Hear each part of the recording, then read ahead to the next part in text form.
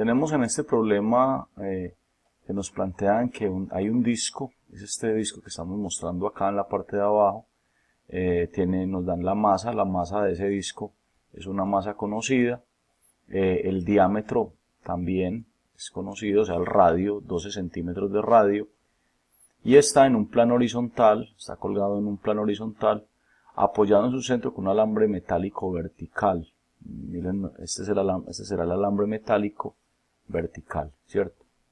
Se requiere una fuerza de 4.23 newton tangente al borde del disco, o sea que es como si le hicieran la fuerza tangente al borde del disco, digamos, hicieran una fuerza así, ¿cierto? Una fuerza F. Esa F es conocida, es esta fuerza que me dicen acá, 4.23 newtons, y con esa fuerza lo giran 3.34 grados. O sea que el ángulo sobre el cual lo están girando, cuando le aplican esa fuerza, este ángulo θ, ¿cierto? Ese ángulo θ, que es el ángulo sobre el cual se produce el giro, es de 3.34 grados. En realidad yo lo que voy a hacer es convertir estos 3.34 grados a radianes para trabajar. Por aquí lo voy a colocar y dejémoslo por acá. Es simplemente para mirar que yo debo convertir los grados a radianes y digo 3.34 grados y hago este factor de conversión donde 180 grados es lo mismo que pi radianes, ¿cierto? Es una equivalencia, este es el factor de conversión, cancelo grado con grado y me queda 0,058 radianes. Esta será la equivalencia entonces de 3.34 grados equivale a 0.058 radianes. Perfecto. Lo dejo ahí porque me parece interesante.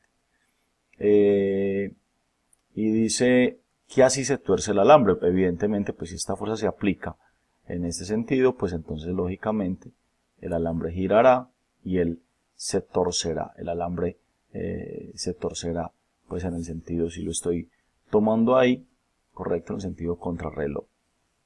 Y así torcer el alambre.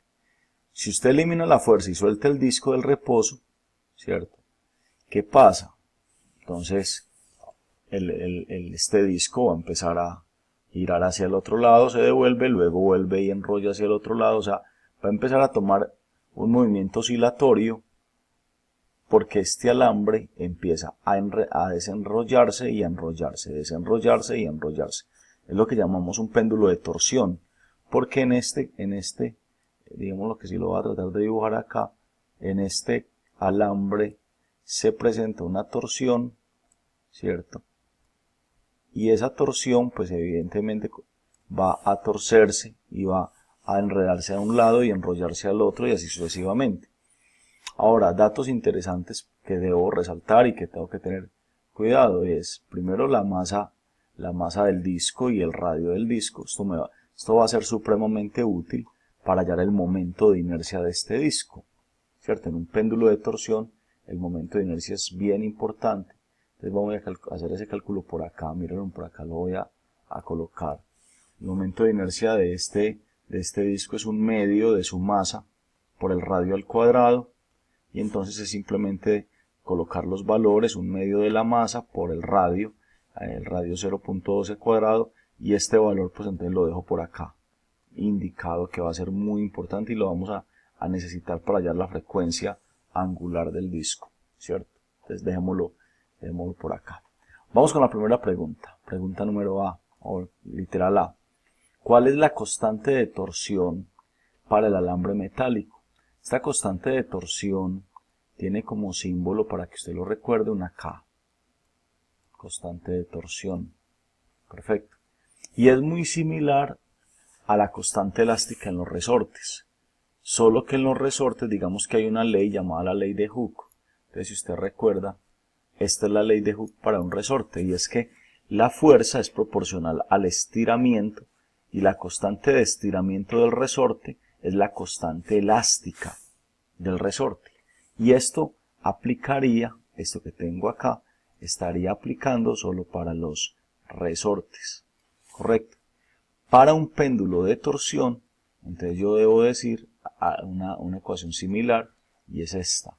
El torque El torque aplicado es la constante de torsión por el ángulo de giro. Miren que casi que hay una similitud, solo que como hablo de torsión, entonces hablo de torque aplicado.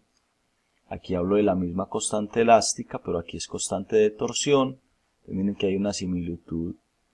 Y aquí ya no hablo de distancia del resorte, sino del ángulo que se tuerce, ¿cierto? Del ángulo que gira. Entonces miren que hay una equivalencia entre la ley de Hooke para los resortes y un péndulo de torsión, y el torque sobre un péndulo de torsión. Ahora, este torque es el resultado de multiplicar la fuerza que actúa tangente a esta fuerza, ¿cierto?, por el radio de giro. Entonces esta fórmula es muy útil y es la fórmula para hallar el torque que realiza una fuerza cuando se aplica un disco. Correcto. Entonces miren lo que voy a hacer. Lo que voy a hacer es me voy a traer esta ecuación.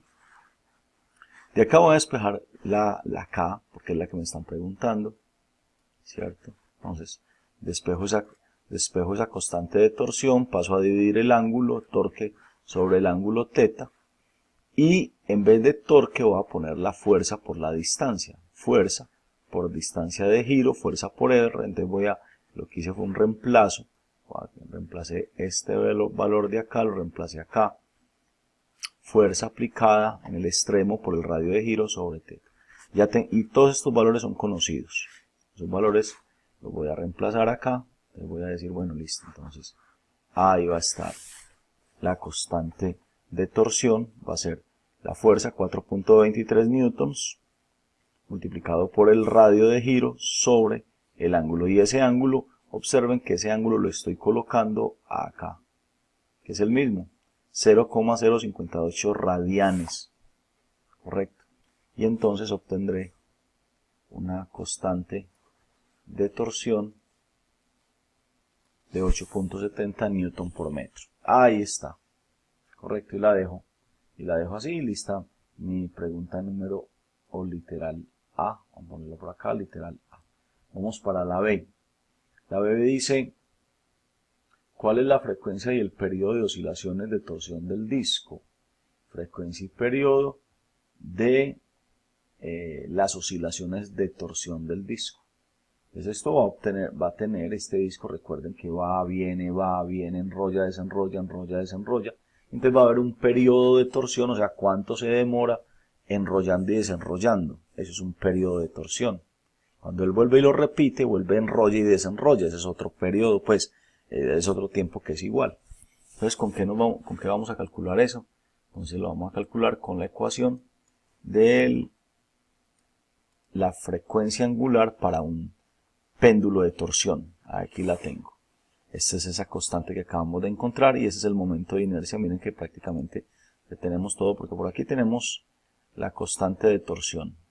Por aquí tenemos el momento de inercia, o sea que estos dos valores ya son conocidos. Valores conocidos. Vengo y reemplazo, ¿cierto? Entonces vengo por acá. Acá lo tengo. Reemplazo sus valores y obtengo una frecuencia angular omega de 13,63 radianes por segundo. Ya con este omega puedo calcular tanto la frecuencia como el periodo, ¿cierto? Ya puedo venir, calcular la frecuencia, lo voy a hacer por acá.